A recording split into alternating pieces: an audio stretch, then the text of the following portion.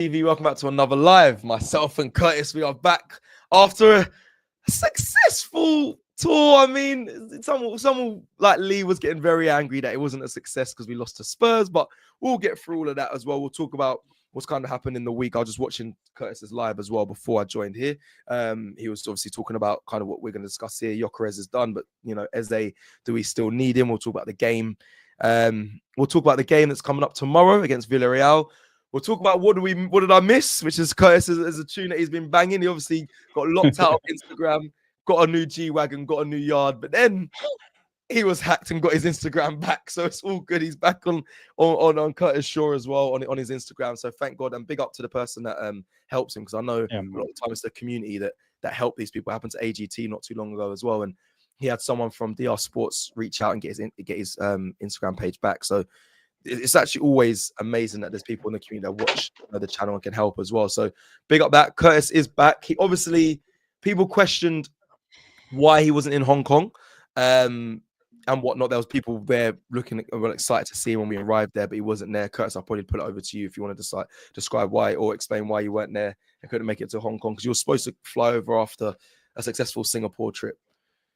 But yeah, man. So obviously my initial plan was just to do Singapore and come back. So I had a busy week that week when they were going Hong Kong. But you know what it's like, Singapore was good. It was a good vibe. I'm thinking North London derby and Gyökeres debut. Like, I might have to extend the trip, you know what I mean? So I was on the verge of sort of booking the flights and that. And then obviously I got the call from the family that basically my son had got quite a bad football injury, and from there that's the end of the tour. Once you get that phone call, as any parent will know, when your kid's hurt, you're hurt, so you've got to get home. I even tried to get the earlier flight, but they couldn't do it, so it was a tough flight going home, because you just know what's waiting when you get there, that you know what I mean.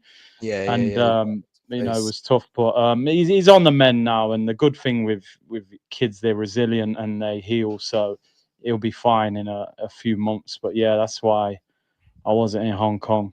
Oh, good. Well, that's good to hear that he's on the mend, and yeah, you did the right thing. Obviously, heading back. Obviously, I'll be honest, not to say he didn't miss much. Obviously, it was Hong Kong. It's this preseason tour, but we lost the game against Tottenham, which is kind of ruined that aspect of the tour. But I think before we get into just news and then obviously talk about the new kit, we can talk about everything that's kind of happening. Obviously, Pepe returns to the Emirates. I did previews today. Obviously, Dennis Suarez is in the squad as well for Villarreal, but he probably won't play. It'll be more Nicolas Pepe. But yeah, we'll get into all that. But let's just do a quick hangover of the tour. Just a quick what did you like? I think for both of us, it's like where we thrive. It's what we enjoy. It's something that we look forward to every year. What did you make, just like a summary of Singapore, like just everything? Try and think about everything. I mean, Newcastle being in the hotel, some things that haven't been showcased or aired, some storylines. I don't know if there's anything, but what did you make of it? Obviously, it started obviously with eventful with Lee, yourself not having luggage. Like, it was just a bit of a madness. But in total, that Singapore half, what were you saying? Were you happy with how it all went down and what you got from it? I really enjoyed it, man. I'd never been to that part of the world, so I didn't know what to expect. I thought Singapore was really nice, man. The humidity was a bit crazy, but it was really nice. And the hotel, I think Newcastle being in the hotel kind of added to it, because, we're speaking to their assistant manager and the press, and how calm is Jason Tindall? He's a good guy, bro. It's funny football, isn't it? Because I used to watch this guy and think, yo, sit down, man. Why are you always jumping up and down the touchline? Nicholas Yeoman, bro. Like, it's not about you, bro. Just move, man. Move out the way. But then you see him in the hotel, you're like, yo, this guy's so down to earth. And he's saying, bro, like, I've got to do whatever I can do to get 3 points. If I jump up and down and put the manager off a little bit, then I'll do that. And you realize, like, the margins are so fine. These guys' jobs are on the line. So he was cool, man. And he was very open, wasn't he, about, Isak and other things around the club. So I thought that was great. Hotel was really nice. Crazy. And you know what? I felt like, because to be honest, I was kind of with you most of the time, wasn't I? Because me and you was, obviously, the access. We're trying to get the interviews. The exclusive. But I feel like we thrive in that environment. I can't lie, like, because we're not from the journalist world, in the sense of this ain't like university working for a newspaper, and this is just, yo, I'm a football fan, the players walking by, let's talk. And I feel like they kind of vibe offers, because we're not just like, hi, I'm working for the Daily Mirror, can you answer this? Yeah. It's not like that. It's a lot more like, yo, are you signing a new contract? Or, and obviously a few of the players. I thought it was good, man. I thought we did well, got some good questions, and there was loads of vibes with the players. And obviously, yeah, man, I thought we did what we needed to do over there.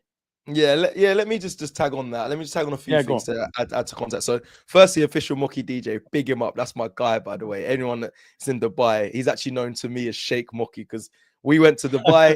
He has the hookups. He's Mr. White Dubai. I can't believe he's watching as well along. A big up my brother there, man. I want to get over to Dubai and hopefully see you again soon. But he's a real OG over there, man. Big up to him every time. I've known him for a few years now, but.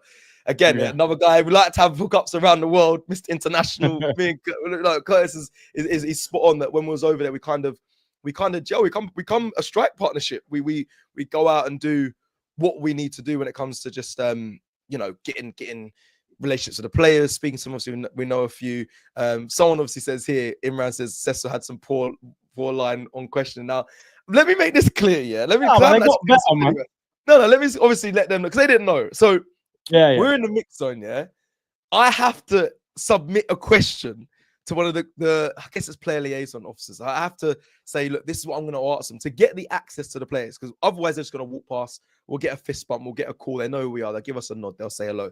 But I said, we did that the first time. I said, I want more than that this time. I want to be able to actually speak to them. So to do that, we kind of had to I had to, as representative of AFTV, okay a question. So the question obviously I asked was, what you're most looking forward to this season, because I know how clubs work. I've been in the game now for 5. I've worked with big companies. People know this. CONCACAF, big governing bodies of football, other clubs, whatever it is.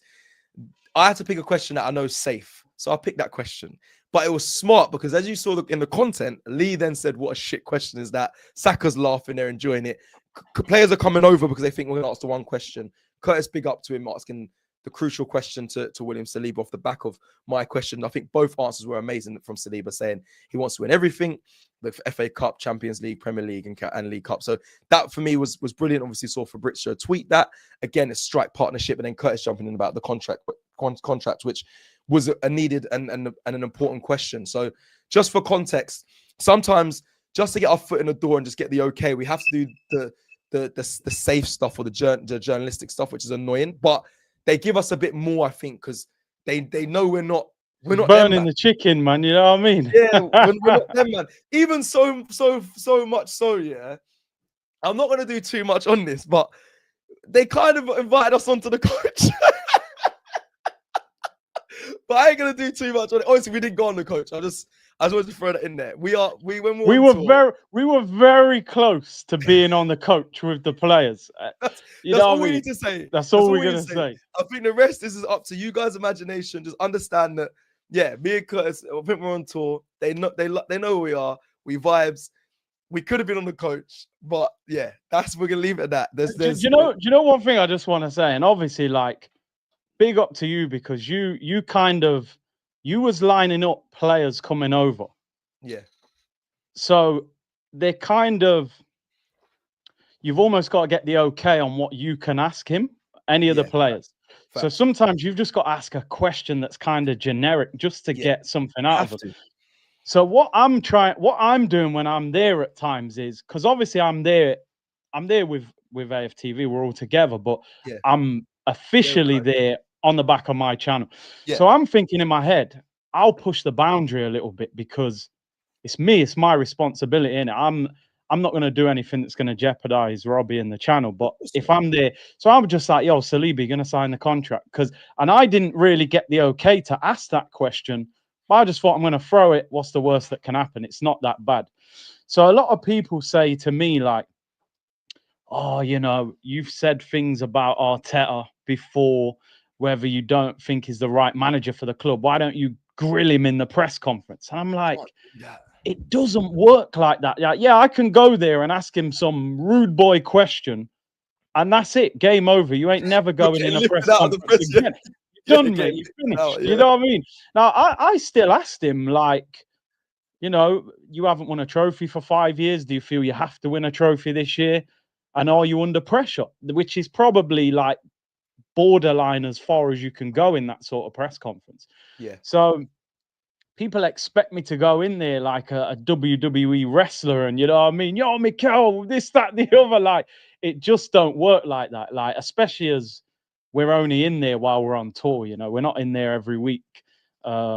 You know, like when they're back in the Premier League. So it's difficult. Yeah, as you know, like, Bro, they're it's always looking, if something goes wrong, they're saying, yo, this, you ain't doing that. And so it's not easy well, as it looks sometimes. that's it. And I think, listen, people, please hit a like on this video because it pushes the algorithm for us as well and keeps the people joining. And it gets pushed up in the YouTube main feed. But just on that, like, that's just for the clarity and context, people. Like, we have to. We are fans at the end of the day. I actually think it's a privilege that we not even just me. I think James was in there. Lee judges for the first time, got to be in media as well. Like, it's a privilege. We are aware of what it is because at the end of the day, we are just fans. But I also want to be able to prolong that privilege for you guys because so us to be able to ask these tough questions or questions that we all want to hear as fans. So, but to do that, we have to kind of half play the game as well, which I think people that are knowledgeable understand that's what part of this is. Even the Mikel Moreno one in Hong Kong, you know, all the players no player wanted to stop and talk because they just lost to Tottenham. Like, they actually snuck them out, which the front was a bit annoying. They snuck them around the back. They didn't. I only think like 4 players went past. Mikel Moreno, I was told I can have a word with him. I asked him about the Man United game and if he's learned enough or if he feels ready off the back of what he's done in pre-season and what they played so far. Gave me a pretty good answer, but again, I think again, it was a question that was kind of safe, Man United, because I thought, let's do that. And then I was going to talk about what positions you prefer to play, but they have to keep it moving at times. And on top of that, we've already asked that as well. Curtis was in there in Singapore saying striker or midfielder. We clearly see Into's playing up front as well, but he can do both. I think so. All the questions that people have, you're right. We can't just go in there and berate players or berate managers. I mean, that was never my style anyway, but you never go in there and you can have an opinion. You can say things in the professional way because that is the right way to do it. Otherwise, you're getting head of security lifted out, arms behind your back, kicked out, and never have that opportunity again. And for us, I feel it is a bit of a service to be able to be there and ask the players questions, build a connection between player and fan. And rightly so. I think it was good. I saw someone comment earlier saying that I love that Rice called you lot the lads when he come over to the corner. I mean, that was a bit of a mad moment. That was a mad moment. Like, the lads here and like all those things. Like, I don't know. It's funny, even us like following them around, obviously the warm-ups, but yeah, it's part of being a fan. And again, like, we are trying to do both sides where we can because it's only really once a year, if I'm being honest, that we get to do this as pre-season. That's why I have so much fun with it. And it's not just the Arsenal players. Like, again, we was in the Newcastle hotel. They gave us loads of love. Obviously, I've worked with Joe Willock before, I haven't worked with him, but I've seen him before. He gave me a lot of love when I saw him in the hotel. We saw Kieran Trippier, who, if I'm honest, was actually, as much as he was an ex-Spurs player, he was proper nice and down-to-earth guy. Cool, so, yeah, man, proper good. And Jason Tyndall, like you said, I always said, why is my man everywhere? Get out of the picture. But in the end, he's just a lad. Like, he was going out. He was a good guy, man. He was a good guy. I think Singapore, I'm not going to talk about Hong Kong too much because obviously Curtis wasn't there, but Singapore for me was a massive highlight. We got a lot of use out of Singapore, loads of good nights out, good content, and yeah, man, it was nice to see. It was nice to see players. Obviously, you got to see Victor Gyökeres in the flesh when he was in Singapore. Obviously, he came on for a bit in Hong Kong, but it was mad seeing him as well. Shame he obviously didn't get to sign your shirt, but they were trying to protect him massively. He for no one. He weren't stopping for no one, but. All in all, successful tour. I'm trying to think if I missed anything. I mean, we did a wrap up in Hong Kong about who was the laziest, who was and all that. Yeah, we had a little laugh. Obviously, we had X in Hong Kong as well, which was a bit of a different dynamic. But it was an interesting tour overall. I don't know where it ranks because I think I asked everyone that question. They couldn't really put it because I think every tour we've been on is so different. Yeah, but they've been so top tier. But yeah, it was overall successful. Looking forward hopefully to the next one and at least the lads are back. Jet lag is actually affecting me. I feel quite low and tired right now, but I don't know how the players are going to be tomorrow. Let's move forward then. Let's move forward. I don't know where you want to go. I think we'll do a quick. I want to summarize quick little thing. So the new kit, the new third kit. I know you're not happy with the collar, but you do say it is a bang. I don't care what anyone says. It's a banging kit. I think you agree as well. It's an absolutely beautiful work of art. If people may not know me, but I don't buy kits on the season that they're being played in, because I think if you win something in it, it becomes a memorable kit. That's when I try and buy it, and also I'll put it down and put it in safekeeping. The last one I had that I bought was the always 14. Always forward or whatever 14. FA Cup. Yeah, FA Cup Aubameyang. That top. So I've got that. That's the last kind of kit I bought of the season. I have got the blue away kit. I know, but I didn't buy it. I got given it to me by Sport Bible. Content coming out next Tuesday. But I got given that yesterday, but I haven't bought it. But this one, I'll be real, I'm burning. Like I went in the shop today. I lifted it up. I said, wow, these lot have got me. They've got me right here. They've got me. I also looked right by the post, and I was like, I'm not gonna do it yet. But it's gonna sell out. I know it's probably gonna sell out. But I've got I did look at they got also good merch though alongside it. They've got the merch. Little round neck with white one. Yeah, bro, that is sick. The round white with a pinstripe bat. That's beautiful. So I'll be honest, Adidas, they've done miracles again. This one probably, I know the people they're debating whether what's is better, the black and gold one from a few seasons ago or this white and burgundy one. I'll be honest, this white and burgundy one, I didn't get the black and gold one. I think the white and gold one is probably up there. It might just edge it, but the merch alongside it, if you're like me that doesn't like to buy kits straight away, they have like this long sleeve, like collared, like fleece. It's sick. It is so cold. And yeah, hopefully it funds the Eze fund, but they've done well in this one. Yeah, it needs to, for real. You know what? For me, bro, like I saw the kit today as well. Like for the first time I saw it. And did you go to the shop? Because I saw you in the live said you saw it, or did you just see it online? No, I just saw it in like a Sports Direct. I went in the armory. Yeah. And yeah, man, I don't know if I just feel like I've moved on from collared shirts. Back in the day, they all had collars on. I loved them, but I just like a round neck shirt. Yeah. The shirt itself is amazing. It's an unreal shirt. Like it's so clean. The detail, the hybrid detail. I love the colorway, the white and the burgundy. It's amazing. But just the collar for me, I probably won't. Is it because do you not like playing in when you was playing? Because I didn't like playing in collared shirts. Yeah, I like playing in round necks. Yeah. But I don't know. I think what Adidas are trying to do is because it's more fashionable, isn't it? I suppose. Yeah, I get it. But sometimes man don't really want to wear football shirts on road. Like that's never really been. I don't know. I never really saw that as a flex, and nowadays people probably see me like, "You don't wear." But obviously, I'm probably maybe going to AFTV or going to shoot. It's a bit different. But yeah, I don't know. I think the collar. I do partly agree. I just think it's just such a banging kit that it is a banging kit. Past the collar. Yeah, and it's got the old like Adidas logo, so they're on the throwback vibe. So naturally, you're gonna have the collar, and it's a great kit. That kit's gonna sell out everywhere. I was asking somebody in the shop who's like, "Yeah, we've sold loads of them already." But I think, I don't know. I just prefer the round neck. I think it's a bit more casual, but I get it. People love the vibe. And listen, like you just said, bro. Like for me, that black kit from a couple years ago, I love that kit. Like I wore that kit so much. Yeah. But it gets to the point where the kits that you win are the ones that you love the most. Facts. We've had great kits where we haven't won anything, and I don't really wear them. But the ones where we've won titles, FA Cups, get this shirt out. And so it's a shame. I actually think that white kit should be the away kit because we don't wear the third kits that often. So it'd be a shame if we don't play in that shirt very often and we're playing more in the black and blue shirt. But if we win trophies, then my opinion of the shirt might change. I might go and buy it at the end of the season if we've won something. Yeah. I'm just scrolling through. I hear you. I'm scrolling through X at the moment, and I'm just like I'm seeing so much. I'm seeing loads about the shirt, and I think it is a beautiful piece. I mean, again, I want to buy it. I probably will buy it. I just don't want to go too. I don't want to just say that.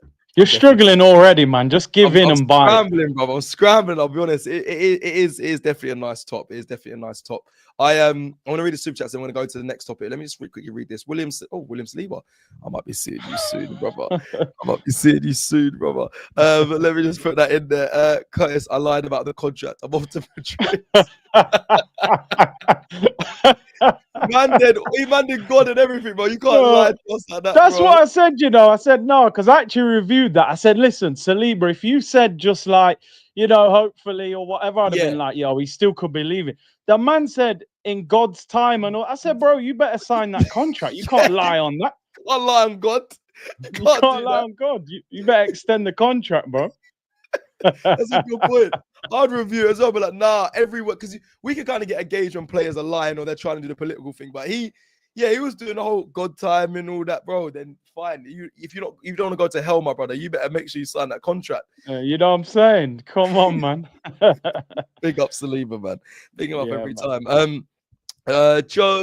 Josie on 515%, right? No way fluid enough in the forward area. Very weak on the left. Odegaard's still a concern. We have only improved in centre forward position. Zubi is replacement, and rest are squad players. Very concerned. All right, let's get into this because I want to talk about Noni Madueke. I want to talk about Eze and stuff. But while we're on the super chat, it kind of comes in the right time, I suppose, because I look at pre-season. I was happy with the first 2 games. I looked at Tottenham and was like, wasn't good enough. That left side is becoming a very big problem. People know, like, not that I'm not biased. I have affiliation to Martinelli. I feel really sometimes conflicted to like really go in on a player. But right now, I look at that left side with Trossard currently being injured as well, really, because people, again, the previews are coming out as we speak, so you'll probably hear me repeat this, but in the mix zone after the Tottenham game, they snuck Trossard around the back to get on the coach. I saw him limping. I actually saw Saka as well limping, if I'm honest. So that's also another concern. He should be fine. They only kind of reported that Calafiori and Trossard are the main injuries off the back of the tour. But Trossard's probably going to be injured, so at least Martinelli, who needs... I don't want to write him off straight away because the season hasn't started, but brother, something needs to just ignite in him, because if not, I'm now looking at Noni Madueke to be the savior, which is clutching at straws. Like, I'm looking at training clips. I mean, I just opened X and there's him wrapping the ball, and I'm thinking, I can't wait to see Noni Madueke. I'm thinking, wow, is that me? I'm saying I can't wait. Tomorrow, I'm hoping to see Noni Madueke over like a Martinelli or a Trossard. So the left side is definitely an issue, and Arteta needs to find a solution for that. I am still worried about that. I know Eze is being linked. I actually don't even know if Eze is the right answer for that left side. If I'm being, that sounds really mad. I love Eze as a player. I want him at Arsenal, but I don't know if he's the full solution. I mean, I look at Gyökeres, who's quite powerful and behind, quick. I see Saka keeping the ball. Eze keeps the ball as well, but I like looking at Leao and someone who's quite different. I like someone who's quite like this kind of, because the reason why I say is because we don't go down that left side so as much as we go down the right side. I think the left side has to be a player that's quite like unpredictable. Do it by himself as well. Yeah. Like he's not relying on the build-up play to be screaming it. Like he has to come down this side and slowly build up. I need someone that, if it comes down that left side, you just go at your man. Like whatever happens, you're confident enough to just run at him, beat your man, and put something in the box. And then you're equally as threatening down both sides. And I think we're missing with that with Martinelli, who cuts in. Trossard doesn't always beat his man. He's quite technical and can get shots off, but he's not like a winger, which I think we need in that left side. So the left side is a massive problem. Odegaard, James today said he actually wasn't as bad as everyone's making out in pre-season. I think he's under a lot of pressure because of the way he ended last season. Like he wasn't good enough. He wasn't good enough, and that's a fact. And as a captain, I actually think that title is holding you in this side, which is mad to say because he's such a good player. But if there was another player like an Eze or a Max Dowman who's had a bit more experience, or an Ethan Wanyero who's a bit more favoured, I think if he wasn't a captain, Odegaard, we'd see a lot more rotation in that position. But we're not, because he's the captain, and I think Arteta is Arteta's guy. So Odegaard, I think, is someone's concern. I'm gonna let you speak as well on this Turkish Curtis as well. But let me just finish by saying Zubimendi replacement, rest of our squad players. I mean, Zubimendi, I said this briefly as well in the starting 11. I actually think Christian Norgard's going to start at Man United away. I genuinely believe that's what, I think Arteta will go with that. Just with the minutes he got, the physicality of the Premier League, I think Zubimendi, I think he's a great player. I just don't think he's ready to start for Arsenal in a Man United away game. That does sound mad me vocalizing it, but just from what I've seen in preseason, how I saw him play in preseason, who I actually think he really impressed me. Aggressive as well and physicality wise. I think Arteta will opt for him against Man United. But anyway, on the super chat, Curtis, your thoughts on kind of what is said there and the issues from Arsenal. We'll talk about positives later, the Max Downhams and the players and all that. But this is kind of highlighting the main issues of what we've seen in preseason. Do you know what I was saying today on my stream is I think because the team's got better and we've moved forward, sometimes some players get left behind in football. And I think sometimes we look at it as a negative and go, oh, this guy's not playing well and should we replace him or blah, blah, blah. But I think sometimes you've got to look at it as a positive and go, maybe we've evolved. And I'm looking at players like Martinelli and Odegaard. Now, I'm not saying they can't come back, but at the moment, they're kind of not raising their level as we need them to.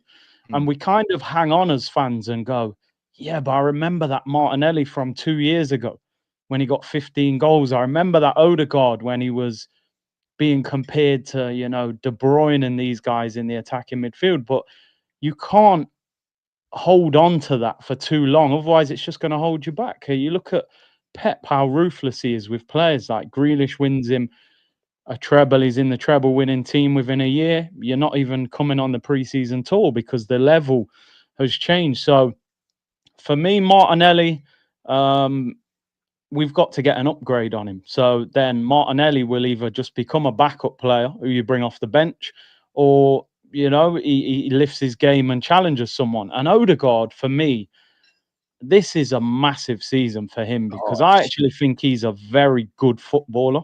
Yeah, agreed. Technically, he's different class, but we can't carry him in the team. We just can't. Like, you're a creative midfielder, and at the moment, you're not creating enough chances and you're not scoring enough goals.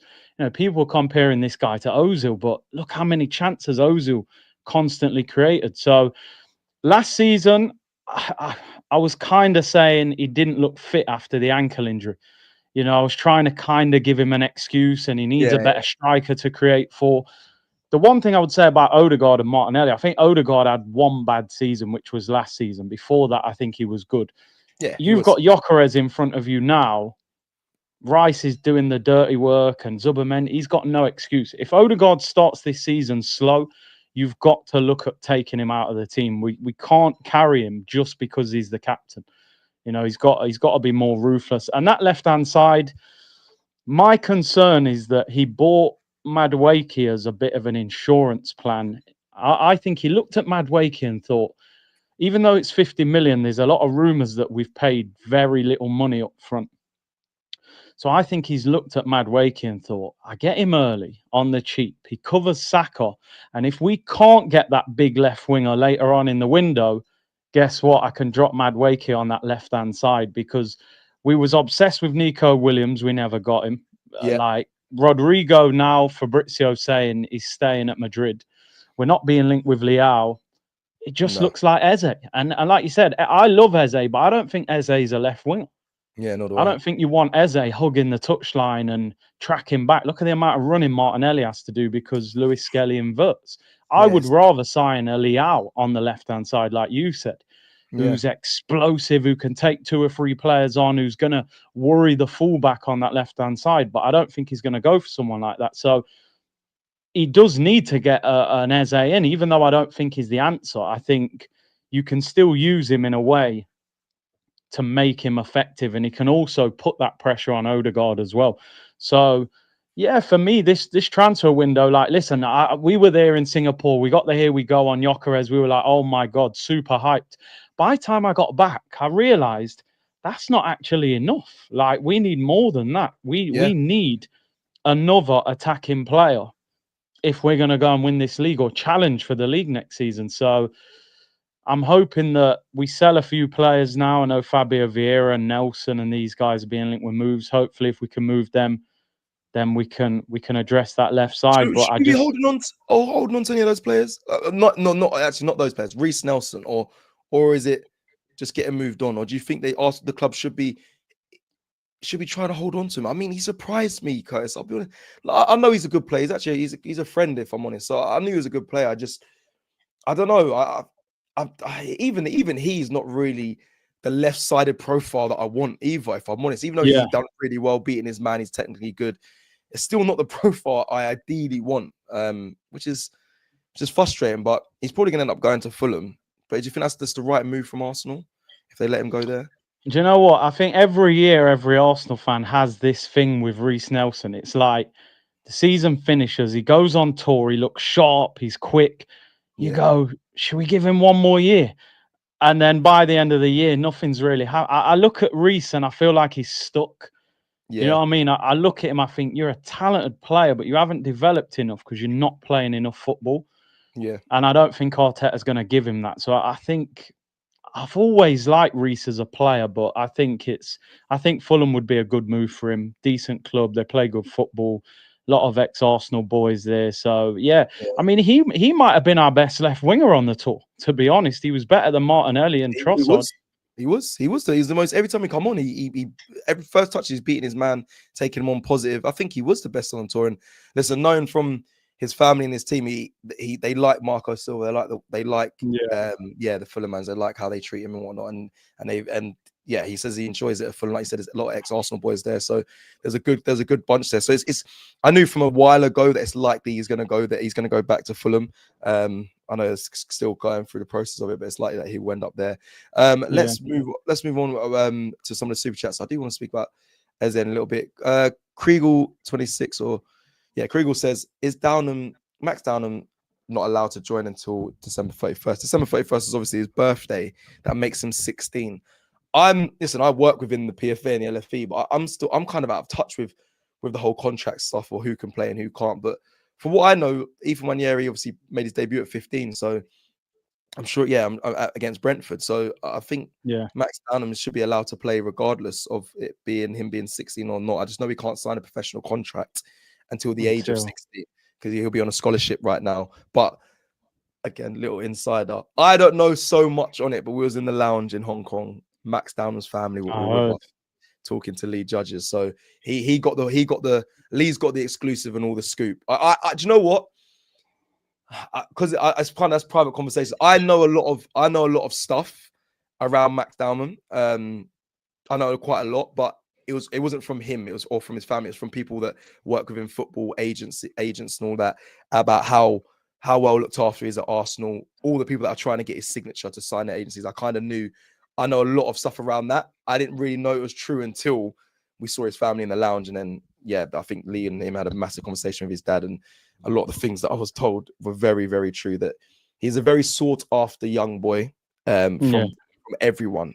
Every big club you can imagine, every top agent wanted his signature, but he's fully committed to Arsenal. I think Arsenal pulled out unbelievable stops to keep him at Arsenal, like unbelievable things, contracts of talks that I didn't think were possible, but I think they've done that. But rightly so. I think he's a mercurial talent. I think he's unbelievable. I think they had to pull Played out. so well. I got to be honest. I remember we did a show last season, and you was talking about him, and I was like, yeah, but youth team, man, I need to see that.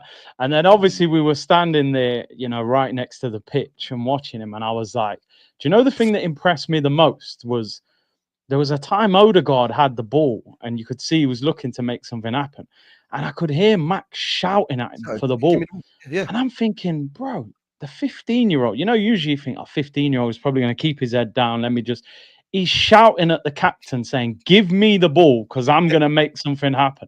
And even the way Joe Linton kind of dealt with him, because Joe Linton was just, you could see he was trying to rough him. And by the end of yeah. the game, he was kind of like, no, I can't get near you. Like, you're wriggling away from me every time. I'm wrong. And I thought,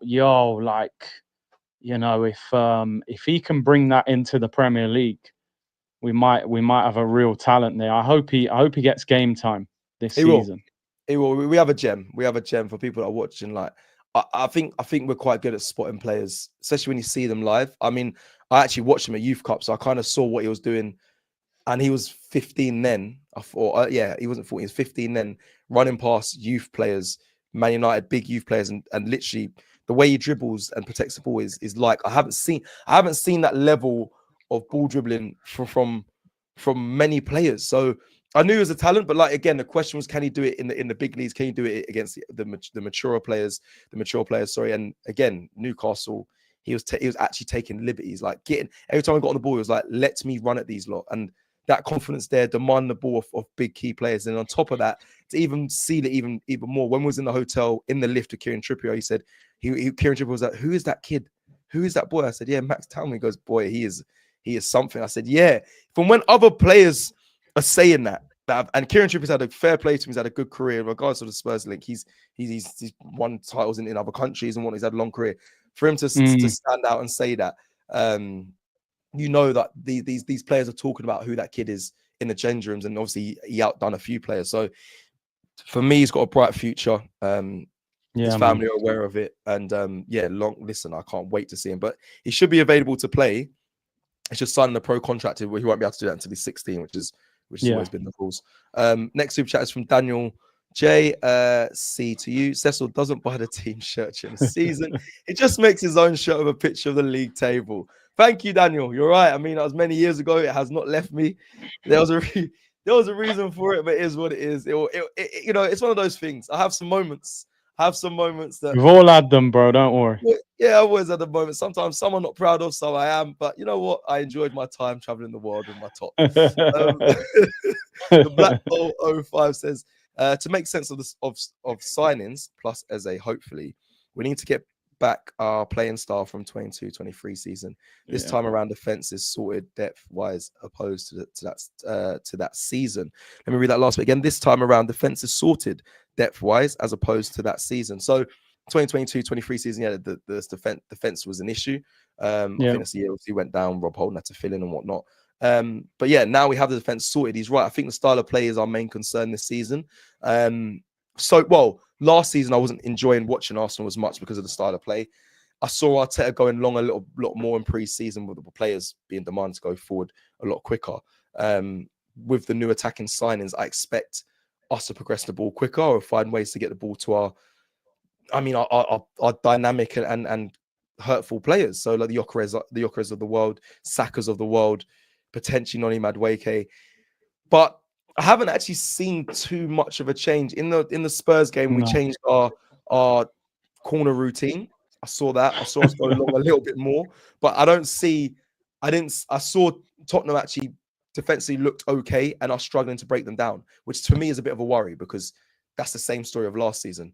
Bro, don't you think like our attack needs freeing up a little bit? When I watch our attack, it looks too structured to me. Everything looks like an instruction. Like, why is Odegaard always so close to Saka? Like, drift to the left sometimes, go in different pockets. Like, we've signed Gyökeres, and I think that's a great signing. This guy's a goal machine. But if we isolate him, he's going to struggle, bro. Like, Odegaard needs to be closer to him. Saka, we need the left-hand side. That attack, and this super chat's bang on because we do have the depth in defense now. We've got the defense where you can rely on that foundation and build forward now. Now it's about the attack. Can we score enough goals to win games?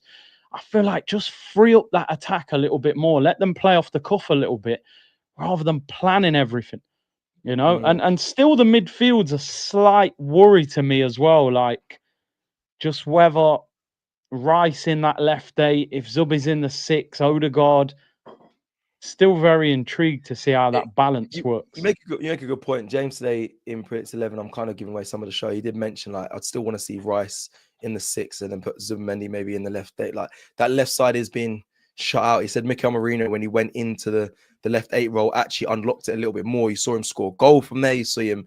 He felt it seemed a bit more natural for him. Not to say any, and James did caveat by saying not to say Rice can't do it because he's a superior talent when it comes to Declan Rice. He can do everything, but it just feels like, that left 8 role still needs slightly tweaking because I feel like if it was in FIFA, like the green line is not going to be green because it's not linking up well enough. It might be orange. It's not about the player's ability, but it's just we're not finding the best way to utilize that left side, whether it's Rice breaking into the box more or taking shots from that side or even involving a Martinelli or whatnot. It's not clicking.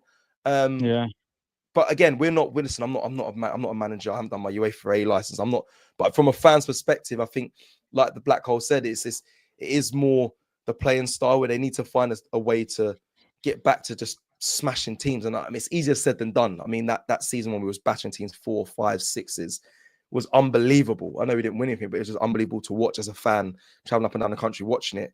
Can you replicate that? I think with the players you brought in my opinion, the players you have at your, excuse the pun, at your Arsenal, where it's Gyökeres, a Havertz, a Max Dowman, an Ethan Wanyeri, like all those players can give you different attacking options and different questions of a defense. So there must be a way to unlock these defenses with those players. It's Arteta's job to find out how. But for me, I don't want to say it's an easy job because it's not, but you have a lot more to utilize and use. Yeah. And I expect to see that this season.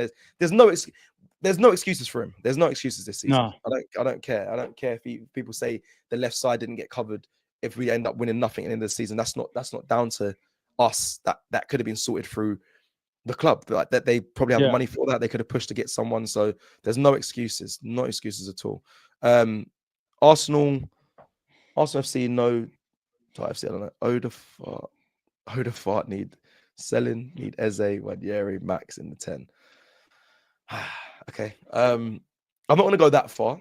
Odafart is a crazy name. That's a mad name. I can't lie.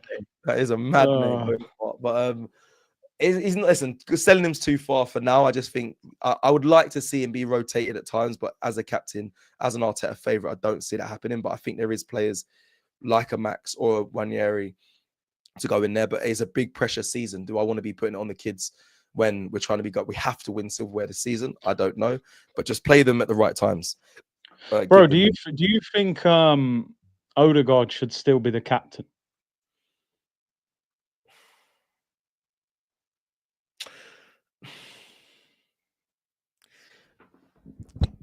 This is gonna sound crazy, yeah, really weird. I just don't think this captain stuff is. I just think it's whatever. Like, I know it's so traditional. You need a captain. I don't think you need a captain when you have so many leaders in the side. What do they do? I think Odegaard for him because he's closer to the manager in training and whatnot. They go over and do the talk. They flip. They pick the sides and whatnot. I just think the captain thing. We don't need it to be brandished as much. It's not going to happen in football. Everyone has a captain. And people are going to say I'm waffling, but I just feel like. Yeah, I think the captaincy for Odegaard is not needed anyway. I think it is kind of limiting him a little bit, in my opinion. If he was just a standard player, like I said, he'd probably get rotated more. But this whole captains thing is frustrating me because I was with a Man United fan literally yesterday doing the whole breakdown about the game coming up with like I said, mentioned Lab Bible, and he was like, "Oh, we've got a leadership group now." I said, "Brother, that doesn't work. We had a leadership group. No, it doesn't work. We've tried that." Lacazette, Xhaka. Yeah. That was mad. 5 captains. Yeah, bro. I said it was a dark time for us. I said, he was like, nah, bro, it'll work because there's a lot of people that are leaders in the team. I said, brother, I've been through that at my club. I said, fair, you'll think it'll work, then whatever, but it probably won't. So leadership groups aren't good or no good. I think that right now our captain's not, from what I see on the eye, is not a captain in Martin Odegaard. However, I know behind closed doors, people tell me Odegaard and Mikel Arteta are always close. He's like a teacher's pet and all that. But so you don't think the armband? You think it's less important now? You can lead without having the armband. Yeah, I just think the captain's armband has lost it. For me, it's just lost its weight. Like I feel like it's the same with some of the listen, 14 for me is still I take it with as the holy grail. So I'm not going to say 14. But, like, numbers nowadays they're not as important. I feel like thrown around, aren't they? Yeah, these little things are just so. They're not like things you earn and you hold with respect. And even though it should be the traditional way of what I grew up of respect the captain and he's the leader and he's the man you go to and he gets the game by the scruff of the neck. He pulls you. All that I feel like is just slowly dying. You think it's coming out? Do you know what I think though? I think the only thing I would, and I do agree with you to a certain extent, but I think Odegaard. I think when you have got the armband, you're thinking about other people sometimes as well. You might feel that responsibility as captain if the team's losing. Like, I look at somebody like, to me, Declan Rice should be Arsenal captain.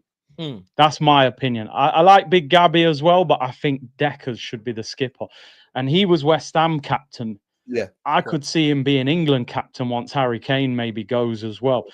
He has been for England captain before as well. He has captained England, So I could see, and those games last season where I saw Rice, shouting at players, and I thought, that's the skipper there, man. And I know you can say you can lead with that. I think not only could the armband push Declan Rice up, I think it might even be a bit of a relief to Odegaard. Like, right, I can just focus on my game. Now, it's not going to happen because the manager's just not going to take the armband off him. And also, I think Odegaard's in a situation now where his performances don't guarantee him a place in the team. So your captain really should be somebody that you're looking at and saying, I'm going to pick him every week. And the way Odegaard's been playing, it's been like, so I personally would love to see Declan Rice get the armband, but it's just probably not going to happen. But no, I think he does. Rice does suit it. He definitely does suit it. Just it's frustrating because again, I think Odegaard's performances, and it's not always the best player that's the captain. That's never been a rule in football. But like, his performances, in my opinion, don't grant him to start every week, like you mentioned. I think I'd like to see a rotation in that position as well. I think we have the quality to rotate in that position, but the captaincy is holding him there. And Arteta, because the captain's armband is a thing, and being a captain is a thing, I think it's a big statement if he takes it off him. I think that might diminish him even more when it comes to confidence. I get it. So that's why it's probably going to stay that, but definitely something to look at going forward. Josione 515 says, if Martinelli wasn't Brazilian, he wouldn't even be having a debate. He's bang average, and time we call it out. He came through same time as Saka, and there is no comparison in them. You're actually in pain reading that out, aren't you? Because you got a personal friendship. He's there on the wall, bro. He's up there, man. Just like it don't matter, bro. Don't worry about the wall. No, it does. It hurts me to hear Martinelli slander, but it is justified. It is justified. And I won't call him. Listen, I'm not going to call him bang average. I'm just going to say he's not been good. And it's something that he's not been good for the last season and even in preseason. I think it's something that we really need to look at. If I'm honest, it does pay me to say that. But I don't know. I look at his performances and it hurts me watching his performance, let alone it hurts me reading out these super chats. It actually hurts me when he picks up the ball and doesn't beat his man and goes back. And that frustrates me even more because I'm like, what are you doing? Like, what you like? Yeah. I've seen you hit high levels at Arsenal. I've seen the player you are, and it's just not that anymore. So don't worry. As much as it does pay me to read these things out, there's no lie. Apart from I wouldn't say he's bang average. He's not performing at the moment. He's not been great in the past season or so, and it's definitely something that Arsenal need to address. So I'm very aware of that. It just does pay me to see in text. Complex 69 says players are victims of the tactics. Now, actually, hold on, I'll read it off. Carry on. We have too much control, need to let opposition come at us so we get more space behind, like Liverpool do. Now, just on the back of what we just read with Martinelli, back in the day, they did mention, or their team kind of mentioned that, like, they don't come down that side at all enough compared to what they come down Saka's side. So that was always a thing where it's like, I'm not getting the service that my opposite winger gets, which can be a stick or a branch, sorry, to the argument of, well, it's not fair in both sides. However, I still look at Martinelli, when you get the ball and you get your opportunity, you have to do better with it and what you're doing. And you're not doing that. So as much as people say, when I spoke to their team and they were like, look, he's not getting the same service as Saka.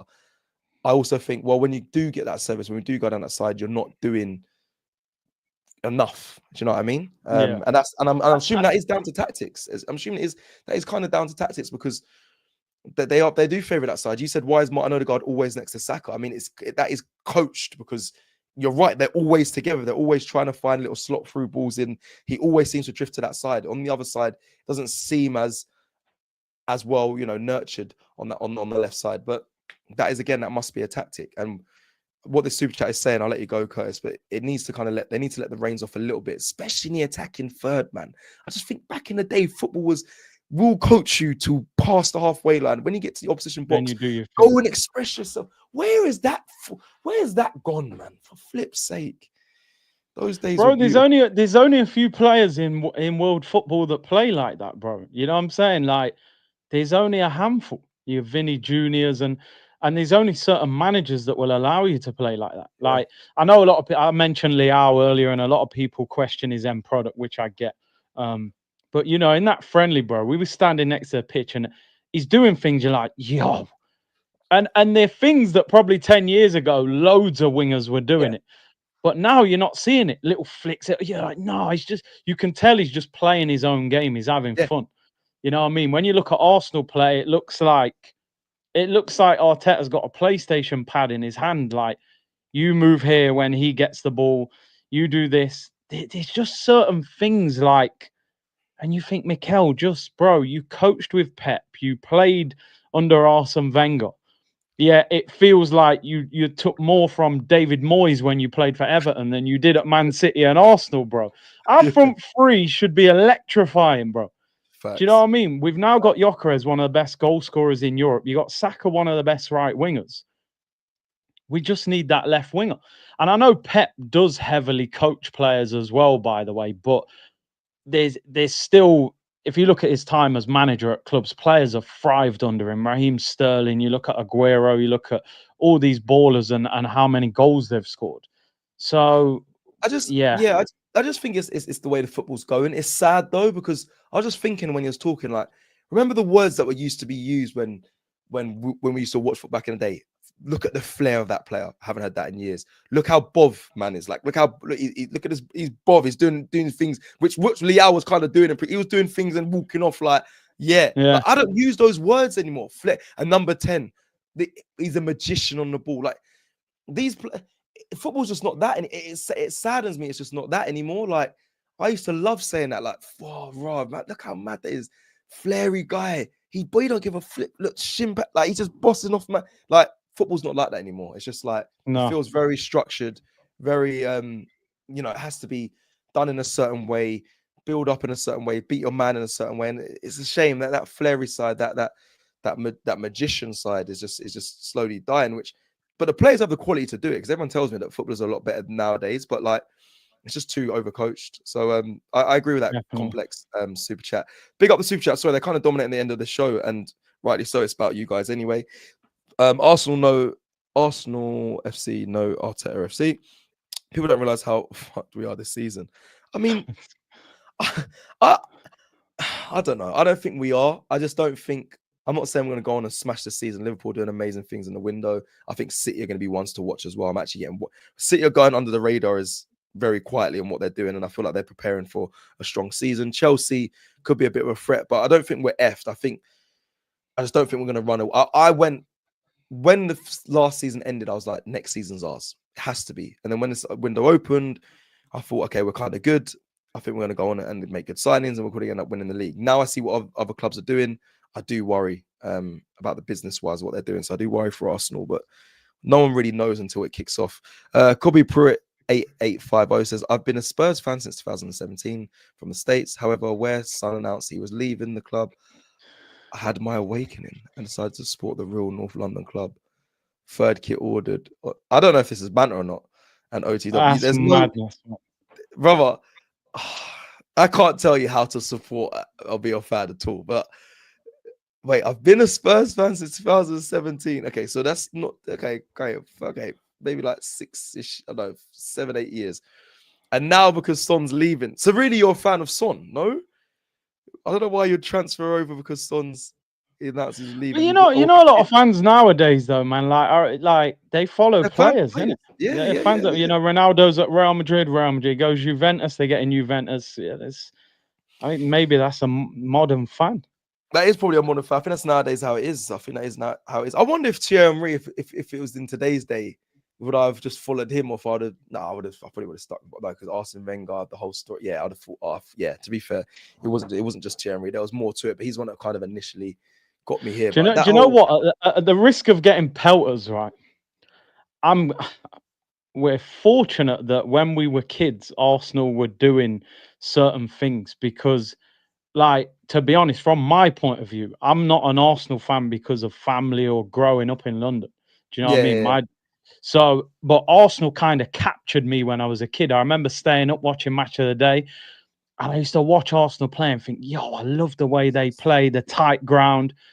But I feel like if you was a bit younger and you grew up imagine being a kid when we had Shamak and Bentner and their man up front. Yeah. You watch a match Honestly, today, you're going, what? Like, what what's I this? don't know how I don't know how fans do it. Like the younger fans, I don't know how they. This sounds crazy to say, like how they fell in love with Arsenal. I mean, maybe the ethos, the man them culture, and all that, and how diverse.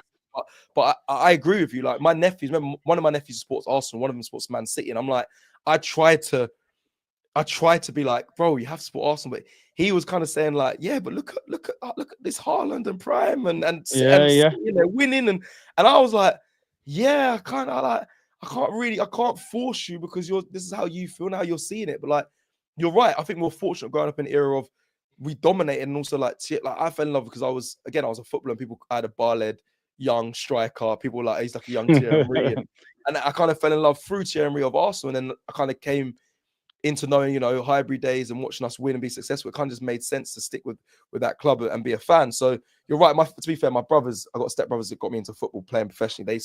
One of them sports Arsenal, who I looked up to as well. So that was kind of my route into it as well. But you're right. I think the younger generation, seeing the Shamaks, the Bentners, the I don't know, that sort of generation of players. Boy, I don't know. I don't know how they. Well, I mean, FA Cup. I reckon we definitely lost a generation. There'll be an age group now where they probably went Chelsea, Man City, and that sort of. Yeah. Because I even remember with my son, my youngest son, like he was, he loved Aubameyang. You can imagine as a kid, Aubameyang, he's putting masks on, doing front flips. And I remember when he left, he was saying to me like, "Yeah, Dad, I don't really like many of these players. Like, there's nothing for me to connect with." You know what I mean? And he was like watching games, and he was like, remember when like Sterling and Sané and Aguero was at City? He was like, I love this attack. Yeah. And I was like, I'm in trouble here. You know, I had to take him to a game. I had to take him to the Armory. I had to buy merch. I had to do a tour. I had to get all kinds of history. I said, yo, look at this Henry statue and Burkamp. I spent about £200 on merch, go buy a football, a T-shirt, a hat. I had to basically bribe him to just keep him within that ethos. Yeah. And then obviously Saka turned up and he's kind of, okay, we're back now. We're good. Board, but yo, man, it's not easier, man. I'm telling you. You got to fight to keep the generation supporting Arsenal, and it's sad because we shouldn't have to, because we are what we were in the past. We should be that now. It's just not happening. But you're right. I understand that. Even I remember Beckham talking about Romeo saying like he obviously wanted him to support Man United, but he took him to an Arsenal game and he was just taken back by how beautiful like the Emirates was and all that, and the hospitality and everything. He said once he went to that first game, he said I couldn't get him out of being an Arsenal fan. I think sometimes you have to go do some precautions, like, brother, nah, forget the people that are winning. Let me bring you to the Emirates and just show you the life. Drive them and take them to the Armory, get them the kit, get them the Gunnosaurus dinosaurs and all that. But you're right, it shouldn't have to be that we have to go around the houses to get the younger generations or our offsprings or whatever to support Arsenal. But that's the era we're in, because it's just not happening currently in success. But inshallah this year, inshallah. Leandro says, let me come to the end of this. We are kind of slightly over on. He said, Leandro says, Max should play when we're 2-3 up, not pressure moments. All right. I hear you. 2-3 up. Even, I don't know, man. Bro, you'd start him. I seen you on the tour. You was going mental. Look at him. That's why he's laughing. 2-3 up. Yeah, man. Let him start. I want people to feel what I feel. That's the thing. I think this is what it's about being a fan. Like, what I see, I get it. Not everyone's gonna see, and I understand he's young. Like, I actually forget he's 15. 15 is a mental age to be playing first team football. Like, it is bonkers to me. That's year 10, like mental. But I just know, he's ready, which is probably wrong because you want to nurture that talent. But it's also like I want him to play like in these Emirates Cup games or these friendlies, so people can see he can run with the best of them. 2-3 up. If he's 1 up, we can still use him. Just mix and mingle, man. Masaka thing, man. You mix and mingle. I hope he gets a run out tomorrow, man. It'll be a good opportunity. The Emirates crowd, the home crowd need to see him play. If not, like Turkish keeps saying, the cup games, you can throw him in there as well. But I think he can go cup games and maybe some Premier League games hopefully this season. Mix Kicks says, what if Odegaard gives it to Deck? It would motivate. Yeah, if it's given, it's a bit different. But I think if you take it off someone, it becomes, especially Arsenal, it becomes headline news. you can't ever really do it in a positive way. Taking a captain's armband off someone, there's unless you're leaving or whatnot. There's no, or you're not, or you're being dropped. Really, it's not really a way to do it in a nice way. Idris says, seen Arteta trying out 4-2-3-1, might as well. Zubi isn't for Partey, but then an inverted left back and Odegaard style of play don't fit that. But then an inverted left back and Odegaard style of play don't fit that. 4-2-3-1, trying.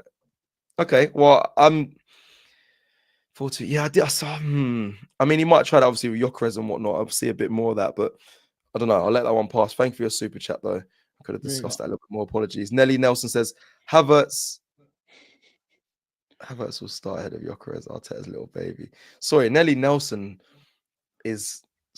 I swear there's a guy that's close to Reece Nelson, has a similar name. That threw me a little bit. Havertz will start ahead of Gyökeres, Arteta's little baby. It's annoying because. What do you think? Do you think that's gonna happen? If he does that, bro, I swear down. Like, will that vex you at United away? Yeah. What vex me, bro? But what the hell, bro? I swear, if he starts Havertz and we don't win, I'm, bro. We've waited years for the striker, and you're gonna go, bro. It's Old Trafford opening day, you know. Don't matter how bad United have been, Old Trafford is a tough place to go, bro. Especially if they've got Sesko, Cunha, and Mbeumo. He's gonna start. Gyökeres has to. What? Why? He's gonna Gyökeres has to start, bro. I know, Curtis, but he's gonna start. He's gonna start what he knows. I just know it. That's mental if he does. Bro, if he does that, I swear, like, he's a madman. Unless they get away with that and win. You've waited years for this guy. Biggest announcement, record-breaking shirt sales. Yeah. He's trained for a few days. Got 2 games now to get him ready. You got all of training next week.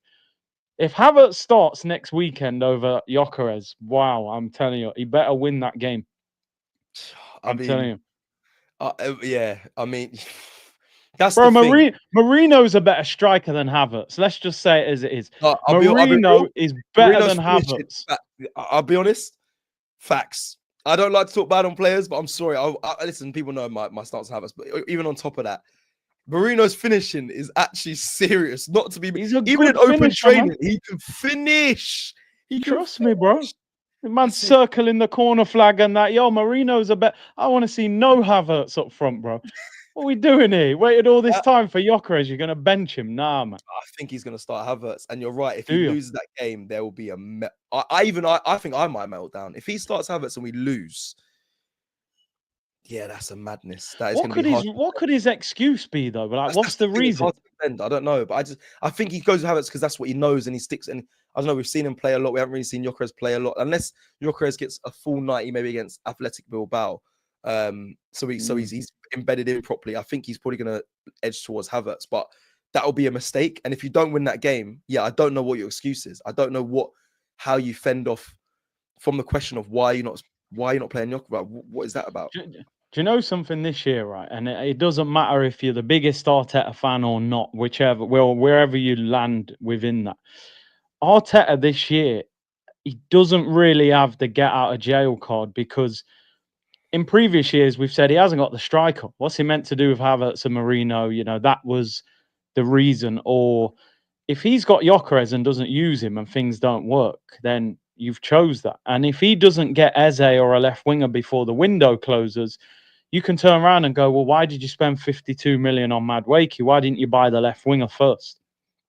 So, and I've said it like that fixture list, there's no hiding place, bro. You go Old Trafford day 1, Leeds at home, okay, newly promoted. Then you go Anfield, then it's international break. 3 games in, that's a serious start. Like you probably got to get minimum 7 points out of that. Yeah. 2 wins and a draw, really. Yeah, you got to let him play as well. You got to let him get momentum. You got to kind of get him. You can't, because if you don't start him and you bleed him in slowly, then he's going to miss those 3 important games, which you kind of need to get points on the board, really. And that, for me, is that Gyökeres signing. If he doesn't, that's what I said. If he doesn't do it and we lose, I don't know how he will dodge those questions. I don't know. Yeah, it'll be a lot of pressure. There'll be a lot of fans. I mean, he's under a lot of pressure this season, but they'll turn them very quickly. Quickly here, Davey Islander says, did Wanyeri really sign? Yeah, he did. Where's the press release? Yeah. They didn't really make a big deal of it, but he's signed till 2030. He's re-signed a 5-year deal. I don't know why they didn't make such a big thing of it. Maybe they did. I think I also it also went on the radar a little bit for me as well, but that has been done. Cameron Brooks 1 says Havertz is back up to Odegaard. Everyone needs to understand that we ain't signing Eze. Havertz, even that stinks. That stinks. That stinks. Havertz back up to Odegaard. Bloody hell. But yeah, thank you, Cameron, for that super chat. I think I don't know. Again, the club's obviously not wanting to spend the full money on a release clause. That's now expired. I think they're looking to just wait to get a deal before the window closes. That's why they're trying not to move so desperate. Whether that's a smart move or not, I don't know. Whether it's a PR move to just say we are going to be in for him, we are going to go in for him, and then actually not going for him at the end of the window, just to keep fans appeased. Again, I don't really know, but I'd love Eze at Arsenal. I think he would want to be here as well. Leandro back with his super chat says, attackers are dead. Watch Kaka, Zizou worlds apart. Attackers are dead. Watch Kaka and Zizou. Well, what attackers nowadays are dead? Is that what you're saying? I think it means nowadays, yeah. Yeah, I mean, those days were glorious. I mean, I was watching old Ronaldinho videos the other day as well. I was just like the way what he done with a football. I was just like, the brothers, it's a whole nother time of football. It's so weird, the difference of watching old and like the Mavericks. So some of the olden day football, actually, old Premier League is actually quite bad quality, but some of those Spanish games, some of those players, the incredible players like the Xavis, the Iniestas, the Ronaldinhos, when you watch some of their games, it's like, wow, another level. The Blue 1523 says, I'm not hearing the tactics excuse. Martinelli is very limited. Kick and run merchant on the break. 3 versus 2. He's in pain already. Left, Saka, right. Who are you playing through? Oh, not Martinelli. All right. Yeah. Okay. Martinelli's, yeah. He's in pain reading that. The man just started playing with his ear, like, oh no, I'm in trouble. Bro, I know he's your friend, man, but he's struggling, man. Sometimes you got to tell your friend, sometimes you got to be honest with your friend and say, brother, this ain't working. Yeah. It's annoying because the people that actually are around him as well, they kind of tell me it as well. They say he's not on form at the moment. And they're right. He's not good at the moment. And it's a problem. It needs to be addressed. I've said it. Their left side needs to be addressed. I actually think both Trossard and him aren't to the level that if you really want to go on and kick on and win things and dominate, you need a threat as big as Saka on that side. And we haven't got that. Arsenal, thank you again. Arsenal FC, not Arteta FC. Thank you for another super chat. I don't know about this super chat though. So instead of addressing it, I'm going to leave that one. My opinions will be very different on that. Kobe Perret, sorry, 885. Oh, our last super chat says, I am 40. Didn't grow up watching Spurs. This is the guy that obviously said he changed from Spurs to Arsenal and got the new kit. Watching Spurs being from the States. When I started watching EPL, the English Premier League, consistently, Son and Kane were my favourite players. Growing up, a black soccer player, Henry, was my favourite. Mad, it's just mad. Fan switching from Tottenham to Arsenal is madness. Can't lie, that is blasphemy. But if that's you, my brother, Sol Campbell did it. So each to their own. You do you, my brother. But yeah, fair enough. Well, now you're following Arsenal. Stay tuned to AFTV. Make sure you're subscribed and you can keep up to date with everything going on at Arsenal through the channel. People, we are going to bring it to an end. We have it actually gone over. I've enjoyed this. Curtis, anything to close? Anything to say before we go? I'm just going to see if there's any comments. No, listen, man. Big up to everyone for locking in. Hopefully, I'm hoping we have a really good game tomorrow. Imagine a Gyökeres goal. Gyökeres goal, Max Dowman in front of the home fans. We need to really build. We play Man United next Sunday, bro. This is an important week. We need 2 good preparation games for next week. So, yeah, man. Hopefully, we get some excitement and then still one more signing. I actually think we need 2 more signings, but I think they'll only bring in 1. Yeah. I think hopefully we should get 1. I think 1 I'll be happy with as long as it's the right signing. And that is a left winger. I think we're kind of covered in most other places. Like I know James today reminded me about Mascara's actually could be cover as well as centre back. So I was talking about Calafiori being injured. I said, oh my god, yeah, I forgot about Mascara. Like there is depth in certain areas. I'm happy that we're back playing tomorrow at the Emirates. As much as it is kind of a friendly, it's not nothing to get too excited about. I think the biggest thing I'm looking forward to, funny enough, I said this on the preview, is Noni Madueke.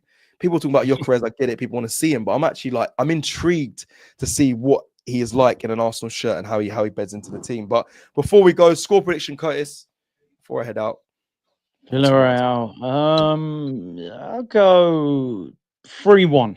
3-1. I reckon we'll score. We're usually good at home in friendlies, but Pepe's done quite well for them apparently. So it wouldn't surprise me if they nicked a goal. Maybe Pepe gets a goal for them, but I'll go 3-1. Nicholas Pepe on the return. Big up. I've gone 2-0. I'm going to bring it to an end. I see someone comment 2-0 actually, as I said it as well. 2-0 to Arsenal. Big up Ryan as well, the moderator. Thank you very much. He said 4-1. Big up everyone that's joined us on this live. Please like the video on your way out before we leave. And the next time me and Curtis will be live will be in build up to Man United away, which I'm sure we'll have. I'll have a lot to talk about, a lot to discuss, maybe some laughs, and I don't know. It'll be interesting to revisit who will start up front. And as both being strikers, it'll be interesting to see what we can talk about and how we might put a little wager on it and just see what happens in that game against Man United on the first game of the season. But listen, big up everyone that's joined us. Thank you, Curtis, as always. And I'll see you again soon. Take care. Love.